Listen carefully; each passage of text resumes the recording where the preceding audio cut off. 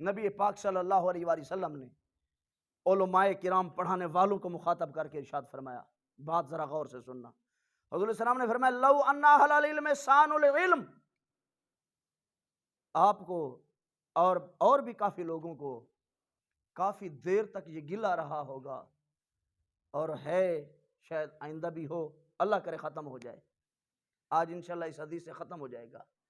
حضور نبی محتشم علیہ الصلوۃ والتسلیم نے جو فرمایا ہے، کیونکہ ہم نے اپنے اساتذہ اور پیر و مرشد کے پاس بیٹھ کر ہم نے پڑھا ہے، پڑھنے کے بعد ہم نے یہ لب و لہجہ اختیار کیا ہے۔ کیوں ہم بعض اوقات سختی کرتے ہیں؟ آپ نے کبھی نہیں دیکھا ہوگا کہ میں کسی سیاستدان کے دروازے پہ گیا ہوں بھی چندہ دو ہمیں، حالانکہ پیشکش کرتے ہیں، کبھی اللہ تبارک و تعالیٰ ایسا کرائے بھی نہ، اور جب یہ سلسلہ شروع ہو جائے گا تنزلی شروع ہو جائے گی، ترقی ختم ہو جائے گی۔ حضور نبی پاک صلی اللہ علیہ وآلہ وسلم نے ارشاد فرمایا لو ان اہل العلم صانوا العلم، اگر صاحبان علم کو محفوظ کریں گے،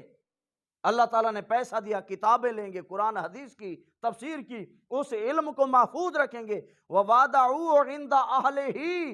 اور اس علم کو قدر شناسوں کے سامنے پیش کریں گے، جو قدر شناس لوگ ہیں۔ اب صاحب ظاہر ہے ان پڑھ کو تو بندہ نہیں پڑھا سکتا،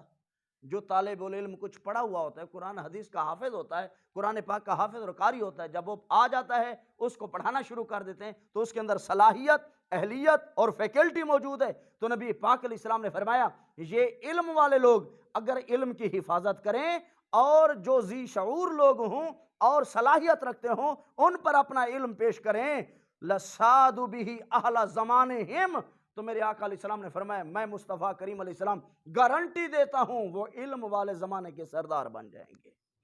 کوئی ان کے سامنے سر اٹھانے کی جرات نہیں کرے گا، کوئی ان کے سامنے چونچنا کرنے کی جرات نہیں کرے گا۔ کیوں کہ اللہ تعالیٰ نے اس کو غیرت عطا فرمائی ہے، اس نے علم کو اپنے پاس محفوظ کیا، سٹور کیا، اور ارباب عقل و دانش کے سامنے اس کو پیش کیا، نہ اہلوں کے سامنے قرآن حدیث نہیں پڑھا۔ تو نبی پاک علیہ السلام ارشاد فرماتے ہیں اس عالم دین کی شان کیا ہے، لَسَادُوا بِهِ أَهْلَ زَمَانِهِمْ، وہ اپنے دور کے لوگوں کے سردار بن جاتے ہیں، وَلَكِنَّهُمْ بَذَلُوهُ لِأَهْلِ الدُّنْيَا لِيَنَالُوا بِهِ مِن دُنْيَاهُمْ فَهَانُوا عَلَيْهِمْ۔ نبی پاک علیہ السلام نے فرمایا جو علم دین اس لیے پڑھے تاکہ اس کے ذریعے دنیا داروں کا مال سمیٹ لے گا، ان کے پیسے اپنے پاس لے لے گا، لِيَنَالُوا بِهِ مِن دُنْيَاهُمْ، اب علم دین حاصل کر کے بڑے بڑے لوگوں کے ساتھ اپنے رابطے استوار رکھے گا کہ میں بہت بڑا شہنشاہ ہوں، فلاں مرتبے والے کے ساتھ میرا ٹیلی فون کا رابطہ ہے، فلاں سیاستدان، فلاں رئیس اور دنیا دار کے پاس میرا آنا جانا بڑا عام ہے۔ میرے آقا علیہ السلام نے فرمایا جب یہ سوچ آ جائے گی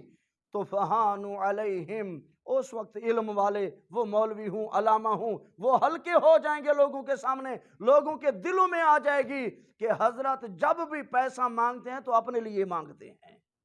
آقا علیہ السلام نے فرمایا لوگوں کے دلوں میں اس کی قدر باقی نہیں رہے گی۔ جو عالم دنیا دار کے گھر کا در کا چکر لگاتا رہے، بزرگان دین فرماتے ہیں وہ گندگی پر بیٹھنے والی مکھی سے بھی بدتر ہے، کیونکہ مکھی گندگی لے کے جاتی ہے، اور یہ جب دنیا دار کے سامنے جاتا ہے اس وقت دنیا دار سے دنیا لے کے آتا ہے، ایمان بیچ کے آتا ہے۔ آپ کو پتہ ہے جتنے لوگوں کے پاس پیسہ زیادہ ہوتا ہے ان کے پاس کرنے کے لیے بڑے بڑے برے کام ہوتے ہیں، علماء کو پھنسانے کی کوشش کرتے ہیں تاکہ ہمارے کہنے کے مطابق پھر یہ فتوے دیں، مسئلے بیان کریں۔ ہم کہیں تقریر میں سامنے بیٹھے ہوں تو ہم آنکھ جو اٹھائیں تو مولوی صاحب بالکل دبک جائیں اور کوئی حق کی بات نہ کر سکیں، کیونکہ میں تو شرابی ہوں۔ اب یہ عالم دین اگر شراب کی مذمت بیان کرے گا تو مسئلہ خراب ہو جائے گا، اس لیے مولوی کا سر جھکا ہوا ہے کیونکہ اسے پیسے لے کے بیٹھا ہے۔ اگر کوئی زانی ہے اس سے چندہ لیتا ہے تو اب وہ بندہ اس سوچ سے بیٹھا ہے کہ زنا کے خلاف بات نہیں کرے گا۔ کوئی راشی مرتشی رشوت خور ہے تو اس کے سامنے جناب اللہ مولوی سر جھکا کے تب بیٹھے گا جب اسے چندہ اور پیسے کی امید رکھتا ہے۔ وہ مبارک ہے انسان جب ان تمام تر چیزوں کو تھوک کے محمد عربی کے دروازے پہ امید لگا کے بیٹھا ہوگا۔